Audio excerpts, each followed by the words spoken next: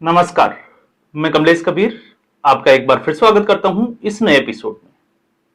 आज के इस एपिसोड में हम बात करेंगे, कल से एक खबर आई है, कांग्रेस पार्टी कर्नाटक के लगभग 30 एमएलए दिल्ली में इस बार जो है वो डेरा डाले हुए हैं।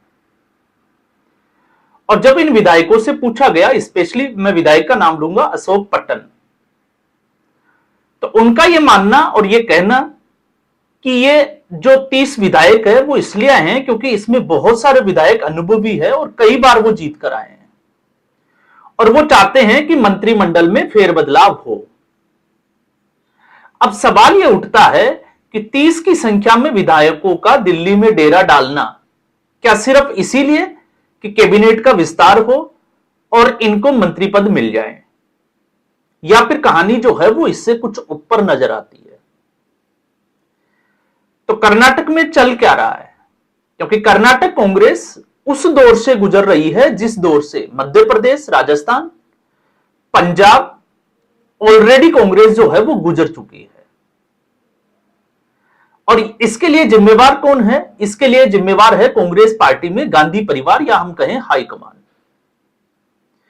क्योंकि कुछ सालों से कांग्रेस की राजनीति में 2.5 साल के मुख्यमंत्री का फॉर्मूला आ गया और उस फॉर्मूले के बाद लगातार कांग्रेस पार्टी में इस तरीके की अंदरूनी, जिसको हम कहें कि गुटबाजी, लगातार बढ़ती जा रही है। और उससे भी बड़ा सवाल यह उठता है, क्योंकि राजनीति गलियारों में अगर आप देखोगे तो आरोप लगाना, क्योंकि कांग्रेस पार्टी ऐसी स्थिति में आरोप लगा सकती है ऑपरेशन लोटस को लेकर भारतीय जनता पार्टी को, लेकिन सवाल यह उठता है कि आपके ही विधायक क्यों बिकते हैं? आखिर आपके ही विधायकों में असंतोष क्यों उभर कर आता है? और एक और सवाल जिसको मैं ऐड करना चाहूंगा, पिछले साल से अगर आप देखोगे तो ताजा घटनाक्रम पिछले 3-4 महीने में अगर आप उसको नोटिस करें तो इस बार, क्योंकि कांग्रेस पार्टी लगातार अल्पसंख्यकों के जो वोटर्स थे या जो वोट था उसके ऊपर एकाधिकार रखती थी, चाहे वो मुस्लिम तुष्टीकरण की किसी भी हद तक जाने की या हम कहें कि जाएं। लेकिन कुछ दिनों से आपने देखा कि लगातार मुस्लिम एमएलए या मुस्लिम कांग्रेस पार्टी के जो नेता है वो लगातार बगावत कर रहे हैं, एक के बाद एक पार्टी छोड़ रहे हैं। गुजरात से अहमद खान पटेल, उनका स्वर्गवास हो गया, तो आप उनके बेटे और बेटी का आप देखिए। इसके अलावा शकील अहमद बिहार से आप देखिए। और इस बार हरियाणा में जब राज्यसभा के चुनाव हुए तो क्रॉस वोटिंग को लेकर किस तरीके से मुस्लिम बाहुल्य, और वो उस क्षेत्र से आते हो जिसको नूह या मेवात क्षेत्र कहें, और उन्होंने क्रॉस वोटिंग की कांग्रेस पार्टी के खिलाफ जाकर। और ऐसे यही नहीं रुकता मामला, दूसरे राज्यों से भी ठीक इसी तरीके की खबर आई। तो इस बार कर्नाटक में जो नया हुआ वो था एक तरीके से उपचुनाव की स्थिति, और उस उपचुनाव को लेकर कांग्रेस पार्टी में दावणगेरे दक्षिण, जो कर्नाटक का एक जिसको हम कहें कि हिस्सा है, वहां से खबर यह आती है कि कांग्रेस पार्टी के कुछ मुस्लिम नेता कांग्रेस विरोधी पार्टियों में गतिविधियों में संलिप्त पाए गए। अब उनके ऊपर जो है वो एक्शन की बारी है, जिसमें खास बात यह है कि जो मुख्यमंत्री है सिद्धारमैया, उनके राजनीतिक सचिव नजीर अहमद को भी पद छोड़ने के लिए पूरी तरीके से कह दिया गया है और दबाव बनाया गया है। इसके अलावा दूसरी जो तलवार, जो कैबिनेट मंत्री है जिसको हम कहें कि जमीर अहमद खान, उनके ऊपर, और अभिषेक दत्त जो एक तरीके से इंटेलिजेंसी विंग या और हम कहें कि एआईसीसी के जो कर्नाटक के सचिव है, उनकी जो रिपोर्ट दी गई है कांग्रेस पार्टी की आला कमान को, उसमें एक नाम और शामिल हो जाता है और वो है जब्बार का। तो ये वो मुस्लिम नेता है जो कांग्रेस पार्टी में कर्नाटक में इस वक्त जो है वो बगावत पे उतरे हुए हैं। अब हम आते हैं इस हिस्से के दूसरी कहानी। दूसरी कहानी जो है वो अगर आप देखोगे तो कर्नाटका के राजनीतिक इतिहास में सिद्धारमैया से पहले एक ही मुख्यमंत्री जिसने 5 साल का कार्यकाल पूरा किया, उस व्यक्ति का नाम था देवराज उर्स। 1989 आप देखिए 80 के दशक में, या हम कहें कि 80 से 90 के दशक में, जिन्होंने 5 साल का कार्यकाल पूरा किया।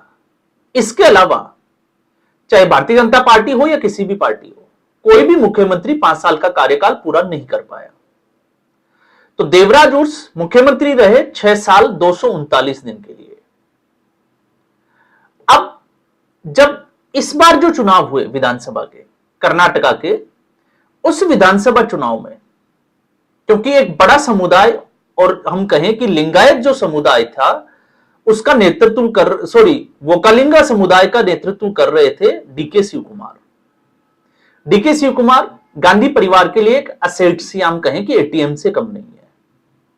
जब भी कांग्रेस पार्टी मुसीबत में आती है तो डीके शिव कुमार का नाम, जिस तरीके से रामायण में हनुमान का नाम लिया जाता है, कांग्रेस पार्टी में डीके शिव कुमार का नाम लिया जाता है। तो इसी से आपको अंदाजा लग गया होगा कि डीके शिव कुमार का कद कितना बड़ा है। जब भी कांग्रेस पार्टी को लगता है कि कांग्रेस पार्टी टूट रही है तो सबसे पहले याद किया जाता है डीके शिव कुमार को। यह भी हमने जो है वो बहुत बार देखा है। और डीके शिव कुमार के नेतृत्व में कर्नाटक का विधानसभा चुनाव लड़ा और अब बारी थी डीके शिव कुमार को कुछ देने की। तो सिद्धारमैया वो तो कांग्रेस पार्टी से थे ही नहीं, वो तो कांग्रेस पार्टी में आए थे। और डीके शिव कुमार और उनका परिवार लगातार, अगर आप देखोगे डीके शिव कुमार तो लगभग 35 से 40 साल उनको राजनीति में हो गए, सक्रिय राजनीति में, और वो कांग्रेस पार्टी से जुड़े हुए हैं। लेकिन कांग्रेस पार्टी ने डीके शिव कुमार को क्या दिया? डीके शिव कुमार को दिया आश्वासन 2.5 साल का, कि 2.5 साल के लिए, क्योंकि अहिंदा की राजनीति करने वाले सिद्धारमैया और अनुभवी राजनेता कर्नाटक की राजनीति के, आप इस स्थिति को ऐसे समझ सकते हैं, अगर सिद्धारमैया को मुख्यमंत्री नहीं बनाया जाता तो कांग्रेस पार्टी सिद्धारमैया पर पूरा विश्वास नहीं कर सकती जिस तरीके से डीके शिव कुमार पर करती है। क्योंकि सिद्धारमैया को लेकर डर है कि कहीं वो अपने समर्थक विधायकों को लेकर पार्टी नहीं तोड़ दे, और इसकी पूरी संभावना है। और लिंगायत समुदाय उसका नेतृत्व करते हैं सिद्धारमैया, अगड़े पिछड़ों की राजनीति वो भी सिद्धारमैया। अब कांग्रेस पार्टी के सामने स्थिति यह है कि सिद्धारमैया को ना वो मुख्यमंत्री पद पर रख सकती है ना हटा सकती है, क्योंकि अगर हटा दे और एक बार के लिए अगर कांग्रेस पार्टी नहीं टूटती है तो कांग्रेस पार्टी का अगला चुनाव जो है वो मुश्किल में पड़ जाएगा। कारण उसके समीकरण हम जो है वो अलग से चर्चा कर सकते हैं, क्योंकि उसमें बहुत सारे मुद्दे बीच में आ जाते हैं। और यही एक वजह थी जिस तरीके से कार्ड खेलने का प्रयास किया था। 2017 की जो जनगणना थी, अचानक से सिद्धारमैया ने उसको जारी कर दिया था, लिस्ट आउट कर दिया था, उसको लेकर एक विवाद भी खड़ा हो गया था। लेकिन खैर वो अलग विषय है। अब हम सीधा अपने इस विषय पर लौटते हैं। तो नवंबर महीने में 20 नवंबर को 2.5 साल पूरे होने को थे, लेकिन उसी वक्त बिहार के विधानसभा चुनाव होने वाले थे। तो उम्मीद जो है वो नवंबर क्रांति को लेकर एक बड़ा जोर शोर से जो है वो उस मुद्दे को उठाया गया, और उसमें हमने देखा कि चाहे सिद्धारमैया हो या डीके शिव कुमार हो, वो दिल्ली आए भी और उसके बाद ब्रेकफास्ट पॉलिटिक्स जो है वो पूरे देश ने देखी भी। डीके शिव कुमार सिद्धारमैया के घर जाते हैं और सिद्धारमैया डीके शिव कुमार के घर जाते हैं और दोनों ब्रेकफास्ट पर तस्वीरें साझा करते हैं। लेकिन क्या तस्वीरें साझा करने से समस्या का समाधान हो गया था? तो उसका जवाब जो है वो हमें आगे मिलता है, क्योंकि यहां पर 2 पॉसिबिलिटीज थी सिद्धारमैया के लिए, जो डीके शिव कुमार के लिए इंतजार से कम नहीं था और इंतजार करना ही पड़ा। एक, कर्नाटक की राजनीति के इतिहास में सबसे लंबे समय तक पद पर बने रहने वाला व्यक्ति सिद्धारमैया, जिसकी डेडलाइन जो है वो 7 जनवरी थी। तो 7 जनवरी को सिद्धारमैया उस समय सीमा तक पहुंचे, 7 साल और 240 दिन। जब वो मुख्यमंत्री पद पर रहे तो देवराज उर्स का रिकॉर्ड तोड़ दिया। उसके बाद स्थिति यह थी कि सिद्धारमैया बजट सत्र के बाद इस्तीफा दे सकते हैं और कैबिनेट विस्तार के नाम पर या फेरबदल के नाम पर जो है वो कुर्सी डीके शिव कुमार को दी जा सकती है। लेकिन समय समय पर सिद्धारमैया ये बात जो है वो आलाकमान पर छोड़ते हुए भी नजर आते हैं। तो ऐसी स्थिति में 2.5 साल सिद्धारमैया के पूरे हो चुके हैं। जिस रिकॉर्ड की हम बात कर रहे थे 7 साल 240 दिन, वो ऑलरेडी तोड़ चुके हैं। ऐतिहासिक या हम कहें कि इतिहास में उनका नाम दर्ज हो गया है। और अब बारी है डीके शिव कुमार की। तो डीके शिव कुमार चुप बैठने वालों में से वो भी नजर नहीं आता, क्योंकि बार बार डीके शिव कुमार ने संकेत दिए कि वो नाराज चल रहे हैं। फिर चाहे वो आप देखिए कि उत्तर प्रदेश जिस तरीके से वो संगम पहुंचे, स्नान किया महाकुंभ के दौरान, और इसके अलावा कर्नाटक विधानसभा में आरएसएस का जो गीत था वो गाकर सुनाया। केंद्रीय गृह मंत्री अमित शाह के साथ जो वासुदेव जग्गी है, महाशिवरात्रि के कार्यक्रम में वो एक मंच पर मौजूद थे, दिखाई भी दिए। तो एक तरीके से ये आलाकमान को संदेश था कि आपको डीके शिव कुमार की सुननी ही पड़ेगी। अब ऐसी स्थिति में जी परमेश्वर जो कि होम मिनिस्टर है, आप अगर उनका स्टेटमेंट उठा के देखोगे तो वो भी यही कह रहे हैं कि विधायक है, उनकी इच्छा है, वो मंत्री पद मांगना चाहे तो वो मंत्री पद जो है वो मांग सकते हैं। लेकिन सवाल यह है कि 30 विधायक एक साथ, वो भी कैबिनेट मंत्रिमंडल के विस्तार के लिए या फिर इससे आगे तक, क्योंकि एक तरीके से अगर आप देखोगे तो यह नजर आता है शक्ति प्रदर्शन। और समय समय पर ऐसा शक्ति प्रदर्शन पिछले 6 महीने से कर्नाटक की राजनीति में देखने को मिला है। तो यह आलाकमान को एक चेतावनी है कि इस बार जो है वो बात बनने वाली नहीं है, क्योंकि इससे पहले डीके शिव कुमार और डीके सुरेश एक तरीके से मोर्चा संभाले हुए थे डीके शिव कुमार के लिए। लेकिन इस बार 30 विधायक, क्योंकि 15 पहले आ चुके थे और 10 के बाद की उम्मीद थी, ऐसे करके कुल मिलाकर जो है वो 30 विधायकों का दिल्ली में डेरा डालना, यह दिखाता है कि कर्नाटक कांग्रेस की जो आग है अब वो दिल्ली तक पहुंच चुकी है। अब इस वक्त क्योंकि केरलम, जहां पर विधानसभा चुनाव में राहुल गांधी कांग्रेस की पूरी नजर थी, वहां पर चुनाव हो चुके हैं। तमिलनाडु और पश्चिम बंगाल कांग्रेस पार्टी के लिए कुछ है नहीं, ना 3 में है ना 13 में है।